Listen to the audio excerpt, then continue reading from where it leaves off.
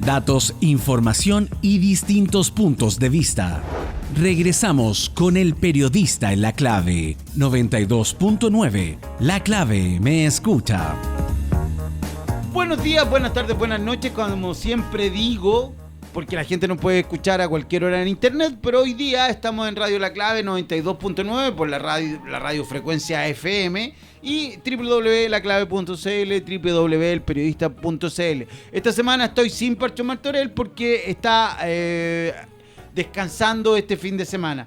Les cuento que vamos a empezar a revisar los titulares de esta semana, que fueron bien complejos porque tuvimos una crisis en el centro sur de Chile con los mega incendios que lamentablemente ya tienen 20 fallecidos, 7.200 damnificados y cerca de 600 viviendas destruidas. Biobío, Ñuble, Maule, bueno, toda esa zona ha sido bien afectada.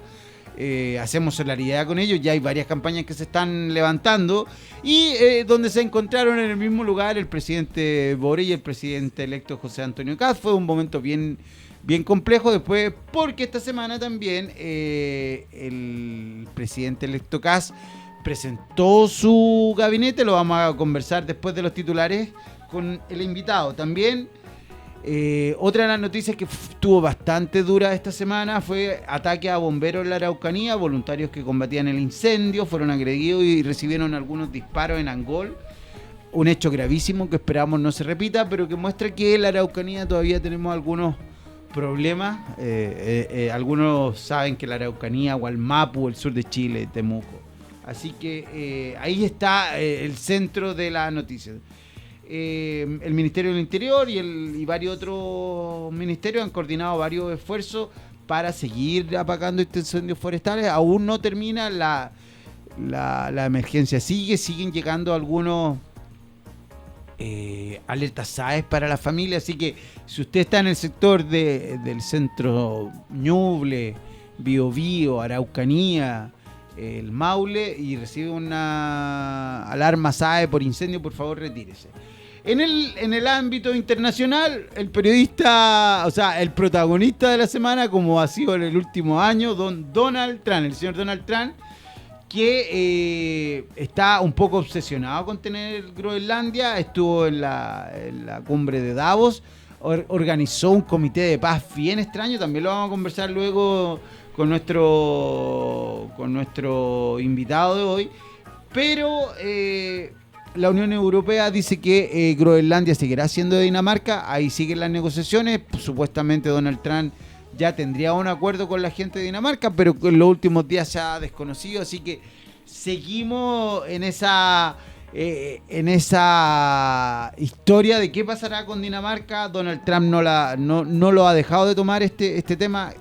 Tiene una intervención pública, habla de Dinamarca, así que bien complejo el asunto ahí. En tanto, en la guerra de Rusia y Ucrania hay mucha presión. Zelensky está criticando a Europa, que está muy dividida y encuentra que las cosas que pasaron en Davos no surtieron efecto para que se lograra la paz en Ucrania. En tanto, Donald Trump sí habló de una paz en la Franja de Gaza, generando este famoso Comité para la Paz o Foro de la Paz, que todavía no sabemos si tiene cierta representación.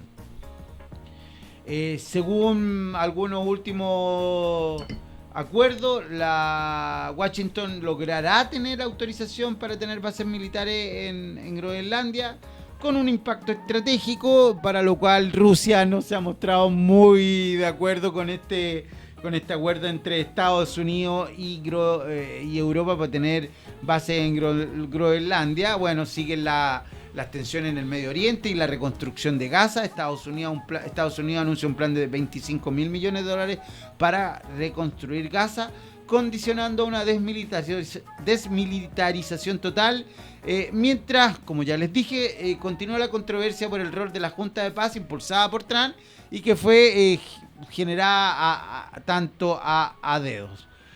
Creo que esas son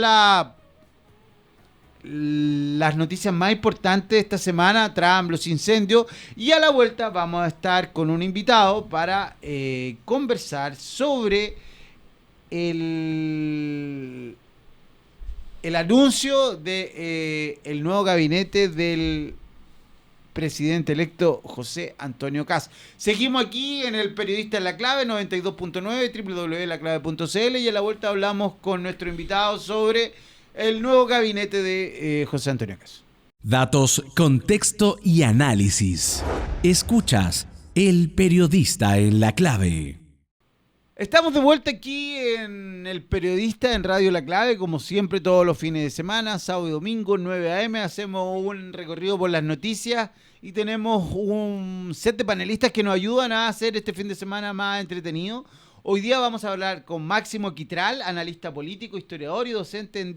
Es director del Instituto de Política Latinoamericana IPOLAT, magíster en estudios internacionales por la Universidad de Santiago, ha escrito varios artículos en revistas nacionales como extranjeras sobre relaciones políticas vecinales entre Chile y Bolivia, además de ciencia política e integración, y un viejo conocido del Periodista. Has vuelto aquí al Periodista. ¿Cómo estás en esta versión radial? Sí, Daniel, oye, muchas gracias. Un agrado volver a este espacio que ha crecido bastante, así que felicitaciones a todo el equipo.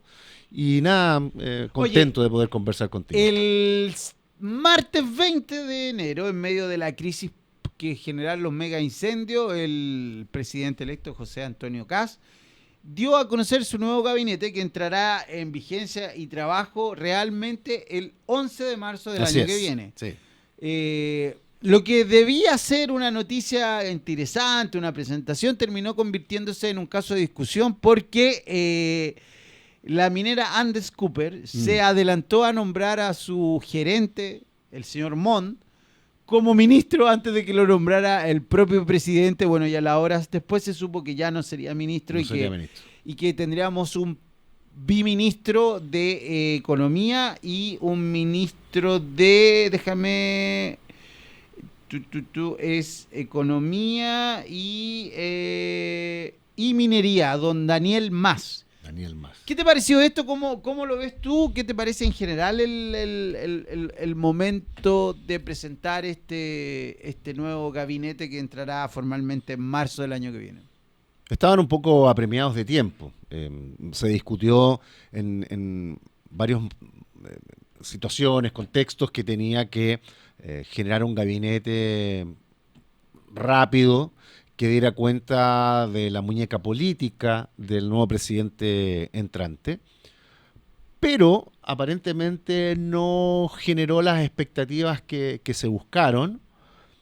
Pienso yo que puede haber tenido un problema en términos de lograr las personas los nombres adecuados para conformar el gabinete, y las declaraciones que también rodearon al gabinete dan cuenta de esta división que tiene la derecha en la actualidad. Bueno, esto es como nombrar un equipo de fútbol en la selección chilena. Nunca dejas completamente contento a todas las personas.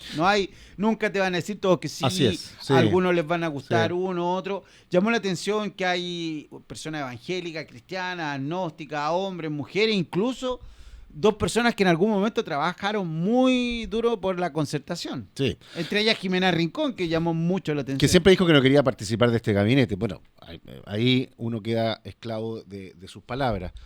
Pero uno podría interpretar de dos maneras el nuevo gabinete.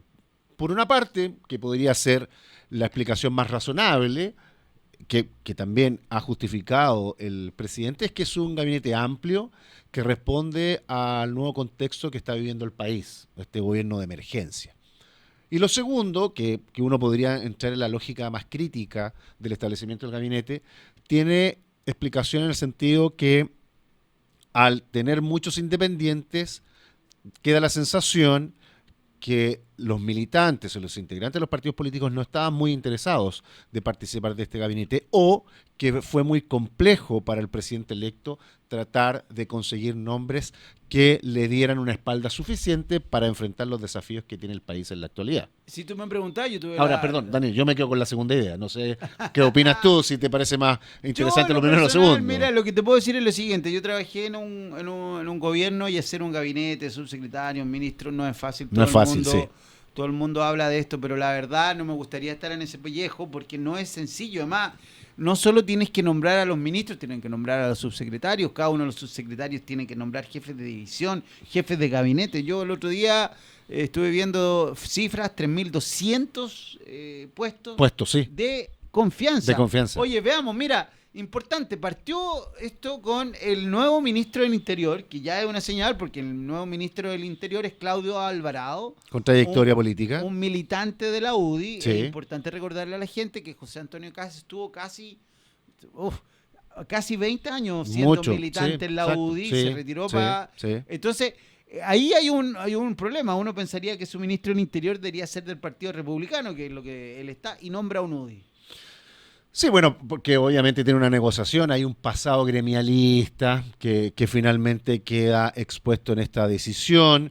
Tomar el Ministerio del Interior también es bastante riesgoso. Necesitas a alguien con una trayectoria política. Posiblemente al interior del Partido Republicano no tenía un nombre con una experiencia importantísima y opta finalmente por esta persona. Claudio Alvarado fue colaborador de de las dos administraciones de Sebastián Piñera entre Así es. 2010, 2014, Sí. 2018, 2022 y fue subsecretario general de la Presidencia, subsecretario de Desarrollo Social y ministro secretario general de la Presidencia. Mira, seguimos.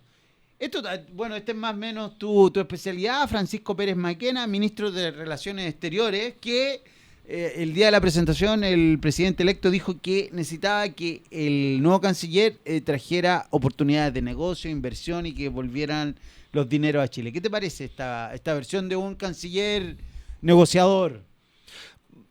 Puede ser importante la explicación, pero Daniel, en el escenario geopolítico que se encuentra no solo Chile, sino que en el mundo, tú requerías de un canciller que pudiese leer y anticiparse a situaciones que pueden ocurrir en el contexto internacional, como tú lo mencionabas en tu introducción, con Estados un Donald Unidos, Rusia, Rusia, la Unión China, Europea, qué China, está pasando con Irán, nuestros vecinos, Bolivia, nuestros Argentina, vecinos, que Milei se está convirtiendo en un ente ahí importante en la política de Trump. lo le que está dando pasando ayuda. con Perú, las investigaciones que está en curso con el presidente, que perfectamente lo podría sacar de su presidencia. Y tendría otro presidente que duró menos de un año. Y lo que está pasando en Bolivia, que hay una pelea entre el presidente y el vicepresidente, que también es un actor importante, sobre todo en el escenario migratorio, que es una de las principales políticas públicas que quiere impulsar el presidente. Entonces, la verdad, creo que tiene más un perfil economicista que político, y eso puede ser un problema en materia Hay que internacional. recordar que vamos a tener nuevamente relaciones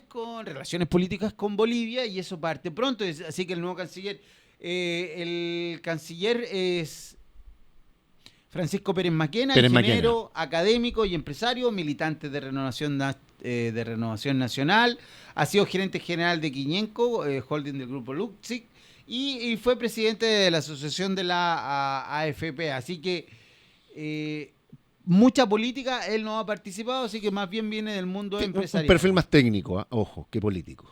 Oye, esto sí también fue llamativo. Trinidad Steiner, ministra de Seguridad, que abogada, sin militancia política, pero fue fiscal de la región de Tarapacá, así que conoce mucho lo que está pasando en el tema de seguridad en el norte de Chile. ¿Qué te pareció Trinidad Steiner? A ver, un nombre sorpresivo, tiene conocimiento finalmente de materia investigativa, pero ¿cuál es el problema de la nueva ministra de Seguridad Pública? Que tiene que mostrar resultados. O sea, no sirve declaraciones para la galería, grandes titulares. Está en la obligación de mostrar resultados, sobre todo, por ejemplo, en el caso de la región metropolitana, que tiene severos problemas de inseguridad, para qué hablar de Maipú, que también está con una situación compleja. Entonces, la ministra se enfrenta a un escenario delicado.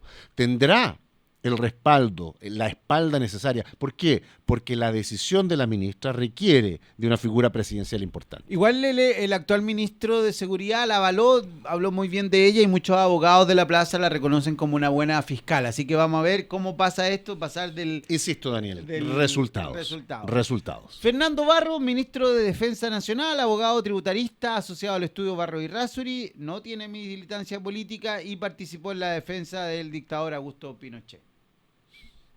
También es más perfil técnico que político, insisto, con un escenario internacional bien importante, con decisiones que han tomado los países vecinos en materia de carrera armamentista. No sé si ha leído ese escenario el nuevo ministro, pero también ahí puede tener algunos problemas que impidan que avance en una agenda que hay que conocer en los próximos días, que quiere desarrollar. Un importante, el ministro de Hacienda, que ha estado harto en la palestra, Así porque es. ha sido desde el día uno de los principales voceros de esta nueva administración de José Antonio Kast. De hecho, lo presentó en la reunión que tuvo con los ministros. Economista, consultor, sin militancia política, ha estado trabajando en el acuerdo Codelco y SQM, estado trabajando en el rol del litio, ¿no? Tiene algunos Cuestionamientos también. cuestionamientos. Sí. ¿Qué opinas tú de Jorge Quiroga? Bueno, tiene un desafío importante, continuar con que la inflación vaya a la baja y que sea más bien a partir de políticas públicas por sobre la restricción del consumo que pueden tener nuestros ciudadanos. Pero tiene un desafío importante, el nivel de crecimiento. Chile, las expectativas que hay no son muy positivas y recordemos que el programa que presentó el presidente electo requiere de un nivel de crecimiento del país de sobre el 4%. Si no se consigue No es eso, fácil. no es fácil. No es fácil. Oye, José García Ruminot, ministro secretario general de la Presidencia, militante RN, una vez más, Sí. como gente UDI, RN. Sí. Lo importante de él fue presidente del Senado entre el 24 y 25 y estará a cargo de la relación entre el Ejecutivo de Calle y el Congreso Nacional. Por lo menos él sí tiene ya sí. maniobra política. Él tiene maniobra Muñeca. política, tiene muñeca, tiene Conoce trayectoria, el Congreso. conoce, tiene vínculos. ¿Sabes entonces- dónde ir a almorzar ahí en Valparaíso? Exactamente, sabe ¿Dónde cómo puede- negociar, Claro. con quién negociar, dónde negociar y cuándo negociar. Entonces tiene ahí. Oye, esto es importante porque la nueva secretaria general de la Presidencia es Mara Cedini, una mujer joven, Sí. que viene del mundo de las redes sociales, redes sociales, pasó por este sí. programa Sin Filtro, Ujú. y vamos a ver cómo se lleva esto de pasar de las redes sociales a Es otro estar- mundo. Porque además es complejo, porque siempre claro. hay gente sobre ti, lo que Sí. hable se toma como una versión oficial del gobierno, Sí. 50, 20, 30 periodistas, hay que manejarlo eso, no es fácil. No es fácil. Bueno, tú te manejas en temas de comunicación, entenderás justamente cuál es el contexto, porque además se va a ver enfrentada a toda la prensa, va a tener que entregar declaraciones en momentos complejos que ellos de seguro van a existir, y no va a estar en un escenario o una atmósfera beneficiosa, porque estar en un programa de televisión donde la mayoría son de tu círculo ideológico, juega a ganador. Es como un equipo va a su cancha De y juega de local. local, ¿cierto? Claro. Todos le aplauden, ¿cierto? Pero en un escenario diferente, donde pueda haber una situación de crisis, veremos si finalmente la vocera sale jugando de buena Oye, forma. Daniel Mas, viceministro de Economía y Minería, que bueno, él principalmente iba como ministro de Economía y por todo este entuerto que pasó con el anuncio del Fallido. Sí. del ministro de Minería, tuvo que tomar, es ingeniero agrónomo, que mucha gente le llama la atención, no tiene militancia política, y para el sector de la minería no le gustó mucho porque encuentran que la Sí. minería, siendo tan Sí. importante un rubro en este país, Sí, que criticaron. básicamente Chile es un país minero, Extractivista, claro. y no tengamos un ministro del área de la minería. Sí, absolutamente entendible las críticas. Absolutamente un perfil técnico por sobre el político. Ya sabemos que estas decisiones técnicas no le han hecho bien al país en su historia y también durante el primer gobierno de Sebastián Piñera. Entonces, pienso que hay una apuesta bastante arriesgada y sí, el mundo minero, los empresarios, el mundo privado alertó de algo, bueno, razón deben tener. Este sí que es una militante del Partido Republicano, María Jesús Bull, ministra de Desarrollo Social, un ministerio importante. Tiene formación política social y ha sido siempre una estrecha colaboradora del presidente. El Ministerio de Desarrollo Social tiene, como dicen por ahí, buena billetera. Hay que estar ese es uno de los ministerios que dice dónde hay que poner las plata. Y te conectas con la ciudadanía, entonces tienes una agenda territorial bien importante. Ahí va a tener un desafío interesante en el sentido de conectarse con las organizaciones sociales de todo el país. Entonces, es una cartera bien política. Sí. Oye, Ministerio de Educación, María Paz Arzola, economista y sin militancia política, Sí. pero ha estado mucho tiempo en Libertad y Desarrollo, que es un centro de estudio de la derecha, que tiene relación con toda la derecha tradicional chilena, sigue los pasos de Jaime Guzmán. Así es, que, sí. no tendrá una militancia política, pero claramente tiene relación con todo el mundo político de la derecha chilena. María Paz Arzola, ministra de Educación. Tiene un desafío importante en materia de educación, sobre todo en nuestro país que está pasando por una crisis educacional bien importante. Las declaraciones que ha dado apuntan a colocarle patines nuevamente a la educación, terminar con la tómbola. Y ahí vamos a ver finalmente cuál va a ser su desarrollo, su vínculo con la educación pública, que esperemos tenga una preocupación especial. Otro nombre que ha traído controversia es Fernando Rabat, ministro de Justicia y de Derechos Humanos, que participó en la defensa de Pinochet en el juicio del caso RIC y tuvo críticas desde la agrupación de derechos humanos y víctimas de la dictadura. Sí, bueno, ahí puede ser un ministro cuestionado por distintas organizaciones por su pasado. Fue escogido con pinza evidentemente por parte del presidente electo, pero tiene desafíos en materia judicial importantísimas, complejas. En realidad esto es lo que pasa cuando tenemos un periodo presidencial tan corto. Yo insisto que el periodo presidencial chileno de 4 años es muy corto y no nada... ¿Qué opinas? ¿Se vería interesante ampliarlo a 6 años? Yo lo haría 6 años. Perfecto, sin reelección, sí. 4 años con reelección, pero porque en 4 años... es muy poco, o sea, hay que hacer un cambio. Ningún tema termina en 4 años. Estoy plenamente de acuerdo. Es casi interesante esa discusión. Se alarga a 2 o 3 administraciones probablemente. No, y además, perdona, Daniel, el ministro de Justicia tiene un problema severo en gendarmería, sobre todo con el avance, que no se va a resolver con el crimen organizado. En 4 años no se va a resolver. Exactamente. Oye, Tomás Arrao, ministro del Trabajo y Previsión Social, es un tipo economista reconocido, muy bueno. Es parte estudió en la Universidad Católica y hizo un doctorado en Estados Unidos, que trabajó con David Carr, un ganador del Premio Nobel de Economía del año 2021. Un tipo que sabe, un tipo técnico, pero va a tener que trabajar con toda la implementación de las pensiones que se hizo ahora hace poco, de esos acuerdos. Vamos a ver cómo le va. Sí, ahí tendrá que tener un plan bien interesante. Yo creo que todo lo que lo rodea finalmente va a generarle una preocupación adicional. Así que, bueno, la verdad que es un ministerio bien delicado en estos momentos también. Mira, Martín Arrao, ministro de Obras Públicas, ingeniero civil y militante republicano. Tuvo la convención constitucional, militante de la UDI, fue jefe militante campaña de la UNA, también. jefe de campaña. Sí. Trabajó en la segunda administración de Piñera, así que es un hombre técnico que tiene política y republicano. Sí, pero tiene un desafío importante. Obras Públicas no es un ministerio fácil. No, lo que viene ahora... Con la reconstrucción de los incendios. Y lo de Viña, porque lo de Viña está pendiente, tiene ahora Ñuble, Biobío, entonces hay un desafío. La pregunta perdón, Daniel, es... si este gobierno de emergencia va a ser capaz de gestionar esta emergencia. Y ese es un tema completo, porque todavía hay casas que reconstruir de la época de Piñera II. Sí. Entonces, como te digo, que en 4 años no lograron, y ahora va a pasar a José Antonio Caz, entonces es difícil. Se van acumulando los problemas. Sí.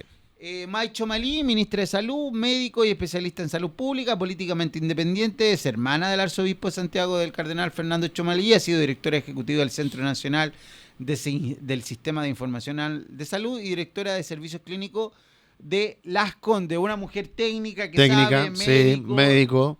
Perfecto. Y que tiene un desafío importante, sobre todo en tema de listas de espera. Hay por ejemplo, mención lo que está pasando en el Hospital del Carmen en Maipú, entonces... Bueno, ahí hay una situación delicada. Mira, Iván Poduje, ministro de Vivienda y Urbanismo. Desafío enorme. Pero además que tiene críticas desde el punto de vista porque él ha participado en el programa Sin Filtro, tiene una gran presencia en las redes sociales, ha sido muy crítico con el actual gobierno. Y bueno, y también criticó al presidente electo. Entonces ahora él va a estar, ir a ser ministro, te pone los focos de todo el mundo empieza a ver lo que dijiste alguna vez, cómo te comportaste, las cosas que hizo en Viña, así que está difícil la cosa. Yo creo que Iván Poduje es un tipo que genera cierta controversia. Sí, y además estas declaraciones que emitió en su oportunidad en contra del presidente electo. Insisto, hay que ser muy cuidadoso en aquello, pero tiene un desafío importante, no solo en Viña, sino que también en los recientes sucesos de incendios en Ñuble y el Biobío, y vamos a ver si finalmente logra resolverlo. Oye, vamos a ir apurándonos porque nos queda poco tiempo, pero Jaime Campos, ministro de Agricultura, ya, que era definitivamente. ex Concertación. No, definitivamente las declaraciones de Campo, si reniega de su pasado radical, bueno, ¿cuál es la razón que el presidente electo lo coloca? Es precisamente por ello. Creo que una persona muy soberbia y sus declaraciones fueron absolutamente destempladas. Hay que ser cuidadoso cuando Hay que uno ser muy es cuidadoso. ministro, porque empieza a generar problemas porque- comunicacionales. y porque siempre frente a los micrófonos hay que ser Cuidado. moderado. Bueno, Luis de Grand, ni hablar, un Sí. tipo que tiene ingeniero industrial, académico, especialista en transporte, un tipo que trabajó en la primera administración de Sebastián Piñera. Podríamos decir que un tipo que conoce muy bien el Su sistema mundo. público, se mueve perfecto, técnico. No debería tener inconveniente. Y creo que también ha generado ciertos lazos políticos, tanto con la extinta Concertación, con el actual gobierno. con Una figura transversal. Sí, Sí, sí. es transversal, sí. Y moderado, totalmente. además, Y moderado, que muy sí. técnico. A él Sí, cuando le muy preguntan técnico. habla del metro. Sí, Y es muy técnico. Muy técnico él. Catalina Parón, ministra de Bienes Nacionales, Ya militante estuvo de RN, de Bópoli, anteriormente. una mujer que sabe manejarse en maneja, los medios, tiene sí, muñeca sí. política, ha sido candidata a diputado, gobernadora de la Gobernadora, región sí, metropolitana. sí. Una mujer de experiencia y con Sí. bueno, ahora ministra de Energía, Jimena Rincón, ni que hablar. No, ahí yo... Ministra de Definitivamente. Bachelet, concertacionista, No, trabajó con Lagos, con Elwin, con Frey. Dijo que no quería estar en este nuevo proceso político y mira dónde la vemos. Bueno, ahí los cambios de postura realmente dañan la política. Francisca Toledo, ministra del Medio Ambiente, ingeniera sin militancia política, fue asesora de diversas reparticiones.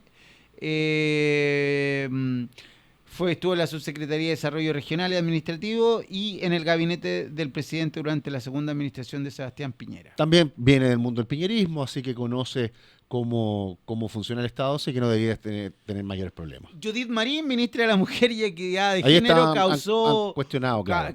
causó varias críticas. Ella es profesora militante del Partido Social Cristiano, una formación que es bastante controversial porque tienen una visión bien Conservadora. conservadora, Sí. pero ultra conservadora. Además, ella es cristiana, evangélica, Sí. hizo algunas declaraciones en el pasado contra el aborto. Sí. Bueno, se han levantado voces Voces desde el mundo de las críticas, mujeres. pero ¿qué espera uno de un gobierno de derecha? Que tenga gente que derecha. responda a sus designios, sus posturas. Entonces, creo que Hay las que polémicas... Ahora, el presidente fue bien cauto, ha Sí, tenido buenas sí. declaraciones. Entonces, yo también aquí, bueno, hay que esperar. Hay que esperar, evaluar en razón del desempeño. Claro, porque, a ver, el pasado es tu pasado, uno no lo puede desconocer, pero todo el mundo tiene derecho a cambiar, a Ujú. comportarse. No de repente, en muchas ocasiones el cargo modera a la persona, Pero por porque no es supuesto, fácil no es fácil. estar solo un día en la noche en tu casa pensando, hoy soy ministro, y el peso del cargo a veces te hace cambiar y en muchos casos es mejor. Sí, y además la función que tiene es bastante relevante en este país. Este sí, a mí me pareció llamativo. Natalia Ducó, ministra del Sí. Deporte, atleta especialista Sí. en el lanzamiento de la bala, participó en las Olimpiadas de Pekín, Londres y Río de Janeiro. En el 2018 dio positivo en control antidoping, lo que derivó en una exclusión de toda competencia durante 3 años. Estuvo en un reality Masterchef de Canal 13. Y Gerd Byle, una Salió a famosa Figura deportista, deportiva, sí. también del lanzamiento Sí. de la bala, no le gustó porque decía que era un mal precedente para los deportistas. Sí, bueno, tiene esa situación de doping que empaña toda su carrera, pero insisto, vamos a ver si finalmente logra un buen desempeño en el ministerio. Francisco Undurraga, ministro de las No, Culturas, eso Artes y sí, el Patrimonio, no, yo la verdad que no lo entendí mucho. publicista, militante de Bópoli, formación que presidió en Que también 2018. criticó al presidente entrante. ¿eh? Ocupó cargos gerenciales en televisión, Mega y La Red, también colaborador de la Fundación Teletón. Veamos cómo se mueve en se este mueve, mundo. si finalmente las políticas que quiere implementar son pro cultura o no, pero la verdad que también criticó duramente al presidente electo. Entonces es curioso que esté en este ministerio. Jimena Linconao, ministra de Ciencia, Tecnología, Conocimiento e Innovación, profesora y emprendedora sin militancia, es fundadora de Fund to Action y Will Be Dean. En 2016 la revista Forbes la destacó como una de las mujeres que más estaba movilizando a la comunidad latina en Estados Unidos, y en 2019 la revista Washingtonian la denominó como titán de la tecnología. Una mujer que viene del mundo del emprendimiento, de la tecnología. Sí, es una ministra que en lo personal me importa cuál va a ser su política. Yo como investigador en la Universidad Pública de la UTEM, siempre estamos pendientes del ministro de Ciencia. Vamos a ver cómo apoya la investigación y el desarrollo de nuevas propuestas. Pero interesante que una ministra con apellido mapuche hoy está integrando el gabinete. Máximo, siempre en el tema de la ciencia se ha hablado en Chile de que tenemos que llegar por lo menos al 1% del gasto del PIB en ciencia. Todavía no lo logramos, estamos lejos, estamos como en el 0,6. Sí, no se logra, tal vez por una cuestión de voluntad política o ciertamente quienes han liderado las carteras no han impulsado que se logre o se aumente, mejor dicho, el presupuesto. Claro. Pero esperemos que esto en el futuro se pueda ir mejorando. Bueno, como siempre, en un país como Chile, que tenemos emergencia, incendios, tsunamis, terremotos, todavía no salimos, hay muchas familias que no salen de la pobreza. El tema de la billetera fiscal es compleja, hay que hacerla rendir para todos. Sí, y además necesitas tener inversión, que sea un país atractivo, porque sin recursos es difícil que se puedan solucionar justamente los problemas que tú estás mencionando. Oye, les recuerdo que hoy día en el Periodista en la Clave estamos con Máximo Quitral, analista político, historiador y docente. Es director del Instituto de Política Latinoamericana. ¿Dónde está este instituto? ¿Dónde la gente No, nosotros lo hacemos solamente de manera virtual, no estamos físicamente, pero estamos con trabajos que tienen que ver con investigación y edición de libros. ¿Y está relacionado con alguna universidad? No, estamos de manera autónoma. ¿Dónde lo pueden ir a ver? ¿Hipolat.cl? Hipolat, nos pueden buscar en internet y con los libros que hemos editado, ya tenemos 2 libros editados, así que tenemos uno sobre seguridad global de Jorge Riquelme y también uno de mi autoría que tiene que ver con sociedad de incertidumbre en tiempos de pandemia. Vamos a tener que conversar de eso en una ocasión a futuro, porque hoy día estuvimos con Máximo Quitral, perdona si me equivoco. No te preocupes. Máximo Quitral, analista político, historiador y docente, director del Instituto de Política Latinoamericana, Hipolat. Él es magíster en estudios internacionales por la Universidad de Santiago de Chile.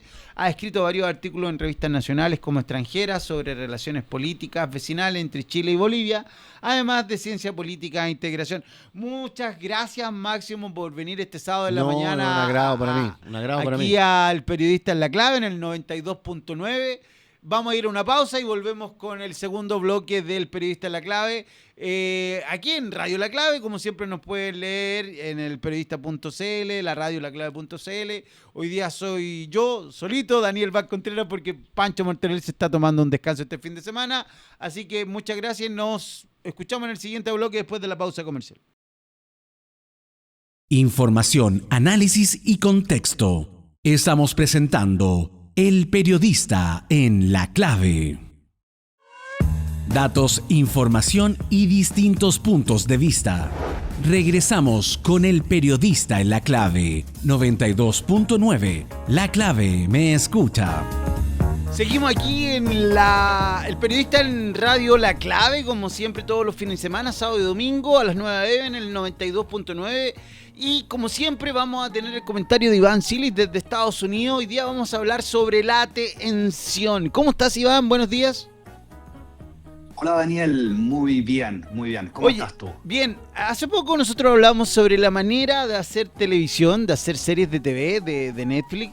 Y justamente esta semana Matt Damon y Ben Affleck dijeron que existe un método Netflix que busca generar series de televisión para un público distraído. Mira, yo solo quiero decirte que según muchos estudios y académicos de la economía, nosotros hoy día estamos viviendo lo que se conocería como la economía de la atención. Y quiero, antes de partir con tu comentario, dar 2 datos. Uno, según iPhone, hoy día una persona desbloquea su celular 80 veces al día. Y según Android, una persona desbloquea su número de celular 150 veces al día, lo que es una cifra estratosférica. Y según los Estados Unidos, la Autoridad de Seguridad Vial, algo así como 3.275 personas han fallecido al año producto de ir mirando el teléfono. Básicamente hoy día la gente está concentrada casi en el teléfono antes que cualquier otra cosa. Así es, o sea, esos son cifras súper decidoras. Me encantó esa cifra que dice que un Android se desbloquea 150 veces al día. Si tenemos en cuenta que una persona normalmente está 16 horas despierta, significa que lo estamos desbloqueando 10 veces a la hora, es decir, una vez cada 6 minutos. ¡Oh, es terrible! Es absolutamente irracional. No podemos hacer nada, parece, sin estar desbloqueando nuestro teléfono. Ahora, me gustaría mucho partir justamente por esto que comentaron Ben Affleck y Matt Damon. Y es el hecho de que muchas de las producciones originales de Netflix se están creando con esa idea de que el espectador no está atento en mente. Se están creando para espectadores que están usando su celular mientras además ven alguna serie o película a través de una plataforma de streaming. Y esto creo que no es el problema en sí, creo que es meramente sintomático. Netflix es un negocio, Netflix está buscando cómo llegar mejor a sus consumidores. Yo creo que realmente esto es un síntoma y como tú decías, vivimos en una economía de la atención, una economía donde lo que se monetiza es el tiempo de pantalla. Y ahí es donde hay un cambio de paradigma súper importante. Hemos pasado, ya el valor no está en el contenido, sino en captar la atención de nuestro público. Y probablemente ese sea el origen del problema, porque detrás de esto además hay un método absolutamente establecido, se sabe científicamente cómo atacar ciertos circuitos cerebrales que son los circuitos de la dopamina. La dopamina sabemos que es esa sustancia que se libera en nuestro cerebro cuando consumimos drogas, cuando tenemos adicciones y satisfacemos nuestras adicciones. Y eso nos lleva a otro punto, que es que estamos moldeando los cerebros de la gente. Digo, estamos como humanidad.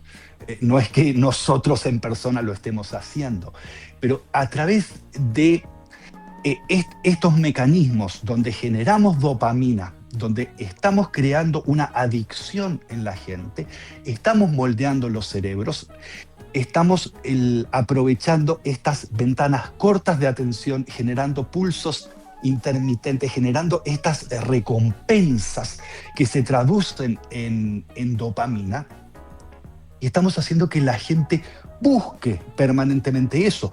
Por eso es que la gente, mientras va manejando una actividad que debería demandar el 100% de nuestra atención, la gente levanta igual el teléfono para hacer lo que sea que hace, porque está buscando esa recompensa, simplemente muere.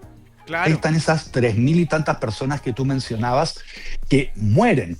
No hablemos de la cantidad de gente que se cae, que queda herida. Tú sabes que los compañías de seguro están empezando ya a penalizar a las personas que se caen viendo el teléfono, no cobrando los seguros, porque es terrible también. Bueno, no solo en manejar, pero en manejar uno puede morir porque el auto es más grande, va a mayor velocidad, pero hay mucha gente que hoy día, con esto de las patinetas, caminando en la calle, va mirando su celular y prácticamente hay accidentes todos los días de este tipo. O sea, hay accidentes todos los días.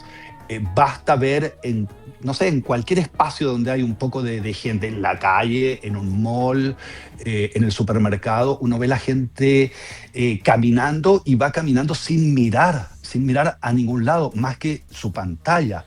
La cantidad de veces, especialmente esto uno lo ve en niños y adolescentes que no son todavía tan conscientes de su espacio, no son tan conscientes de su entorno, van pegados a una pantalla y simplemente chocan con uno. Claro, mientras uno va caminando, al menos yo no miro mi celular. No, por supuesto. No porque yo sea mejor que el resto ni nada, sino porque simplemente no tengo esa Porque costumbre. nosotros somos de una El, generación diferente también, pues, Iván. Nosotros nos criamos no sin teléfono. creas, sí, nos criamos sin teléfono, pero no creas, esta adicción, este efecto es absolutamente transversal. Una vez que te llega, ya no importa tu edad, la dopamina está en tu cerebro y tú puedes, en cierta forma, caer en esto mucho más allá de tu edad. Ahora, hay un punto que yo creo que es súper importante que toquemos, porque en cierta forma, con todo lo que estamos diciendo, pareciera que somos las personas, que somos casi que unos estúpidos que nos pasamos la vida en el celular, y en realidad no es exactamente así, no es exactamente así. Hay una asimetría de poder muy grande en esto, donde hay grandes compañías que invierten una cantidad de dinero y de tiempo ridículamente grande para ver, estudiar y aprender cuáles son los mejores patrones para seguir capturando nuestra atención. Y esto se relaciona con lo que dijimos al principio. Estamos en la economía de la atención, estamos en la economía del tiempo de pantalla.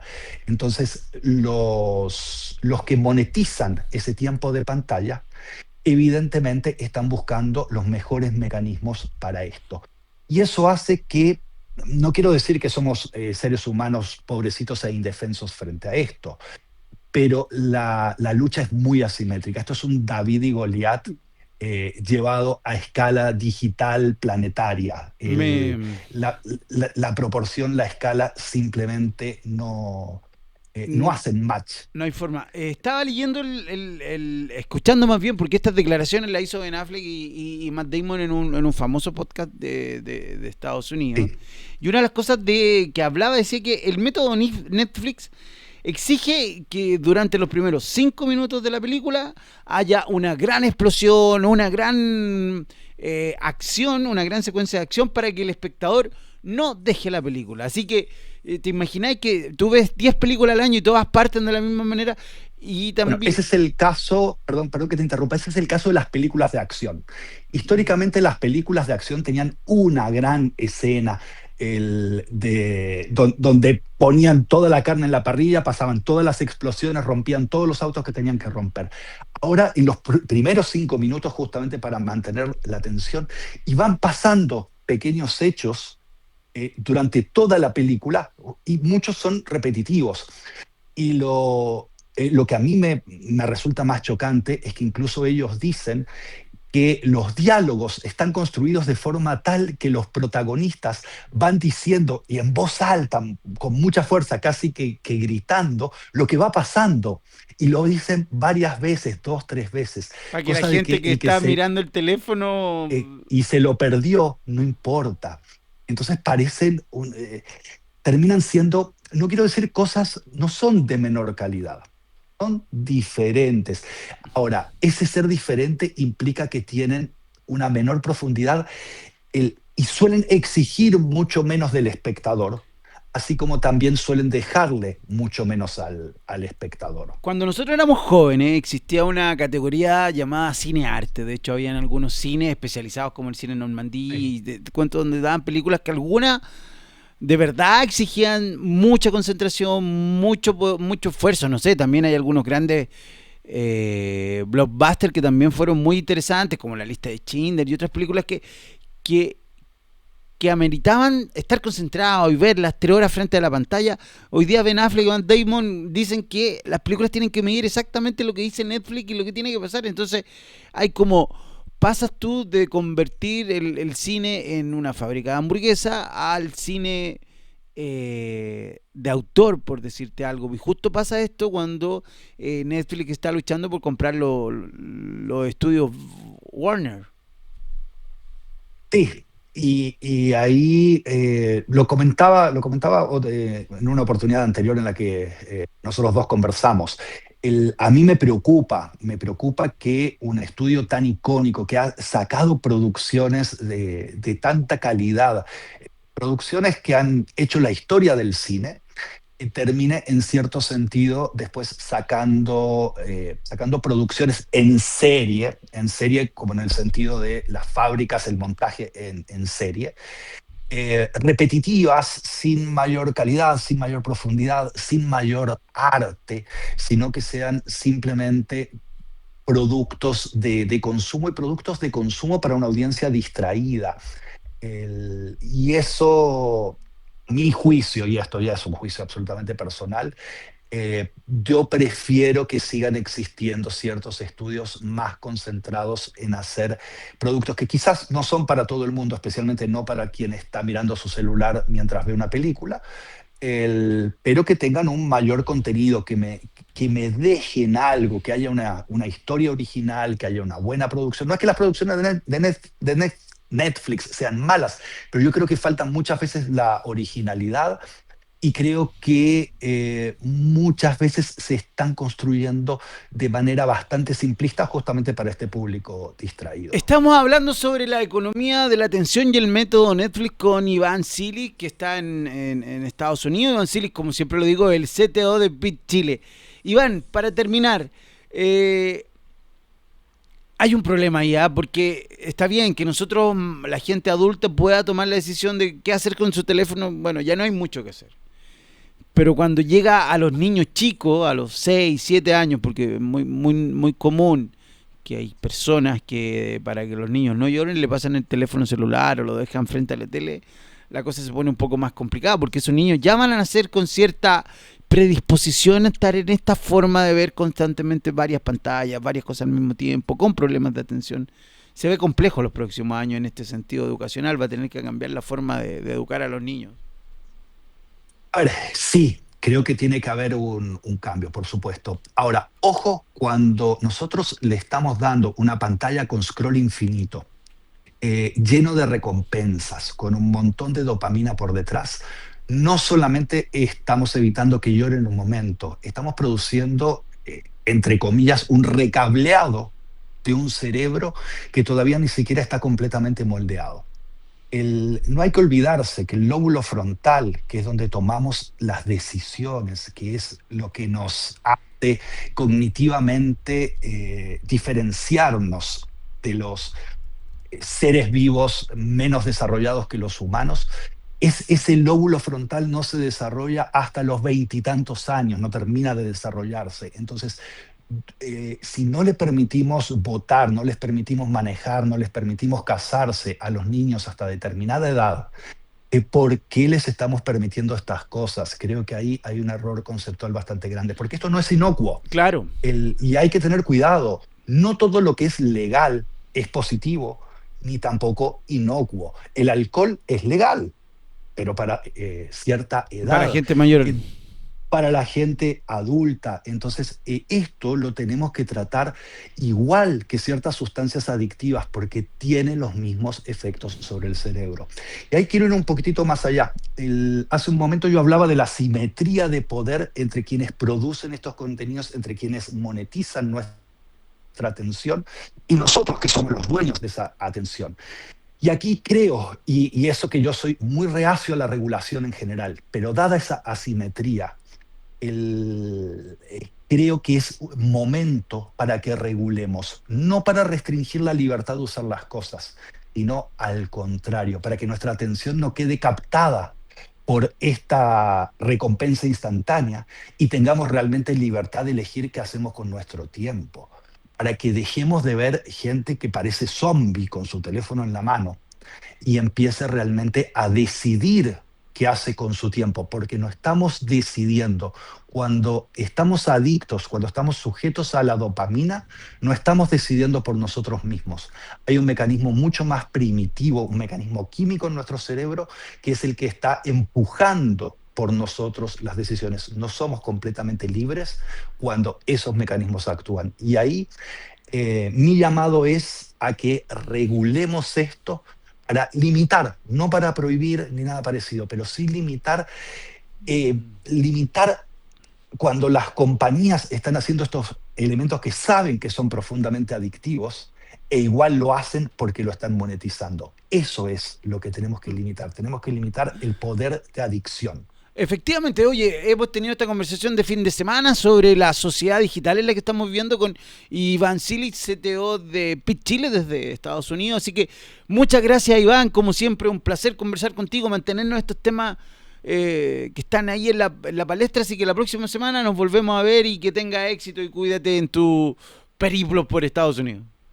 Muchas gracias. Un saludo para todos los que nos escuchan y será hasta la próxima semana. Radio La Clave 92.9, laclave.cl, elperiodista.cl y como siempre durante la semana pueden revisar la retransmisión a través de YouTube de El Periodista de Radio La Clave. Muchas gracias, Iván, y seguimos aquí en El Periodista de La Clave. Datos, contexto y análisis. Escuchas El Periodista en La Clave. Estamos de vuelta aquí en El Periodista de La Clave, como todos los fines de semana, en Radio La Clave 92.9. Soy Daniel Bach Contreras y vamos a hacer el bloque sobre crítica gastronómica, lugares para visitar en este verano. Algunas terrazas. Estamos con Connie Larrondo, también conocida como Sibekey. ¿Cómo lo pronuncias tú? Sibekey. ¿Cómo estás ahí? ¿Bien y tú? Oye, supe que esta semana, bueno, la Connie ya vino hace un mes cuando partimos con El Periodista en La Clave, y la idea es ir contando de lugares que la gente puede ir a conocer este verano. Sí, ¿no? Y están bien entretenidos. Cada vez aparecen más lugares que pueden ser más de su gusto. Mira, yo tengo aquí en la pauta este local que se llama Masal, que se ubica en la Mesa Alonso de Córdoba 2767 Vitacura. Así es. Esto es un bar de vinos. No es muy espacioso, pero puedes ocupar la mesa y también en la mesa tienen un bar que se llama Verde Bar. Por lo tanto, si tú vas a Masal, puedes ocupar los demás espacios de la mesa. Y ellos tienen vinos, obviamente, bar de vinos. Son aproximadamente más de, déjame revisar porque no quiero decir datos de Mira, mentira, aquí yo vi que tienen más de 40 vinos por copa. Hartos, que 40 vienen vinos por copa de harto. Y vienen de Huasco hasta Osorno. Vinos de Así todo que, Chile. Vinos de todo Chile. Oye, qué interesante, Sí, mire, sí. la carta para comer es la misma, tienen en la mesa el espacio que tienes para más o menos 50 personas. Claro. Oye, ¿y está de moda esto de los bares de vino? Yo no lo Bares de había. vino. Yo fui hace poquito al Diablo ¿Ya?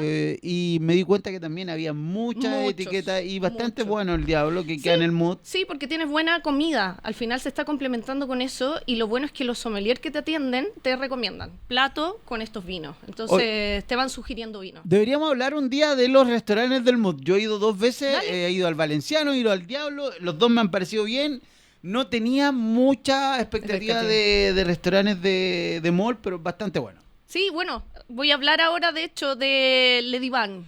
¿Qué es el Le Divins? Algo Son así como Le los Divan. vinos en francés. Son los 10 vinos. Ah, perfecto. Esto significa que ellos, bueno, es una pareja que se inició en esto, tenían primero una importación de quesos franceses, Ah, mira. luego pasaron a importación de vinos franceses y de ahí ya empezaron con este restaurante. Oye, tienen 2 sucursales. Una Sí. está en Vitacura 2935 Así es. y otra en el Mood, en el tercer piso. Claro, es el que te falta conocer ahora. Marion Liz y Guillaume. Sí, son ellos dos y bueno, se suma después otro socio que integra esta comida necesaria para complementar los vinos. Y bueno, ¿por qué se llama Le Divan?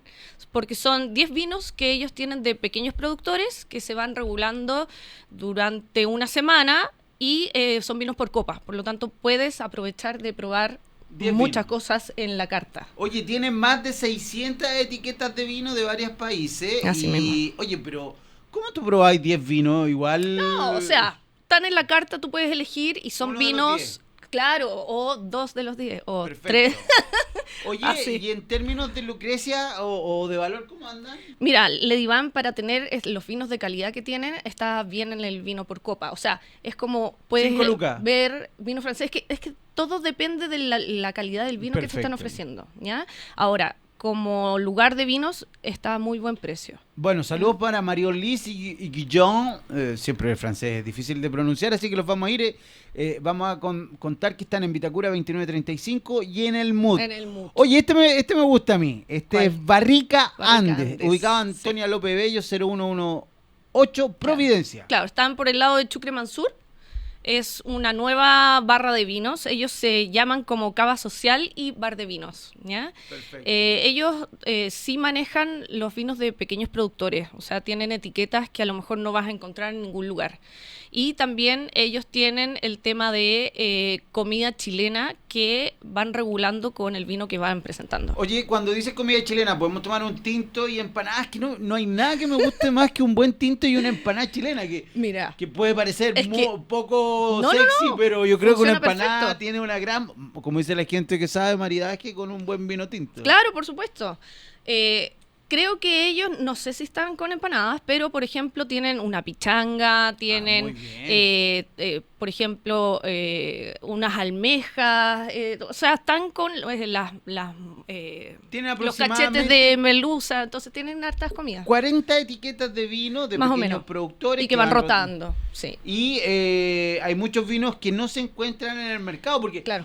es bien distinto. A ver, uno sabe en general que están todas estas, la CAP, la Casa del Vino, incluso en algunos supermercados grandes verdes, tienen una tremenda cantidad de etiquetas, pero aún así uno no puede encontrar, por ejemplo, vinos de Cosquecura o vinos No, de... no, en este lugar sí. Acá y de Buchubureo, hecho, por ejemplo. Claro, no, acá tienen, por ejemplo, vinos específicos donde las añadas ya se acabaron, pero ellos los tienen, entonces están bien evaluados por esa calidad que tienen. Oye, es muy rico el vino. El otro día compré uno, me gustó un vino blanco, hace tiempo que no me gustaba un vino blanco. ¿Qué cepa te gusta? Mira, y este era un chardonnay, pero algo de los vinos chilenos que es interesante para la gente que puede haber viajado, uno se da cuenta que de repente va a un restaurante en algún lugar de Europa, Estados Unidos, incluso en Asia, y pide un vino chileno, un diablo, y te pegan un aforrazo Es de súper $10 caro. la copa. Es súper caro. Y uno dice, wow, $10 por una copa, y con $10 Sí. a veces te podéis comprar 2 buenas botellas de algún diablo.